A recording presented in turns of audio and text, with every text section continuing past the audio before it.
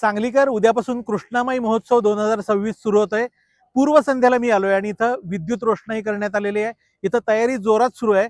काय काय याच्यामध्ये कार्यक्रम असणार आहेत ते रील मध्ये सांगतो. मंगळवार दिनांक 27 जानेवारी ते 1 फेब्रुवारी कृष्णामाईच्या तीरी हा कृष्णामाई महोत्सव होत आहे. श्री गणपती पंचायतन संस्थान, सांगली मिरज कुपवाड महानगरपालिका आणि श्री कृष्णामाई महोत्सव समिती यांच्या संयुक्त विद्यमानं ही कृष्णामाईची यात्रा संपन्न होत आहे. या ठिकाणी आपण भक्ती, आपली संस्कृती आणि इतिहास याचा त्रिवेणी संगम या ठिकाणी दाखवण्याचा एक प्रामाणिक प्रयत्न केलेला आहे.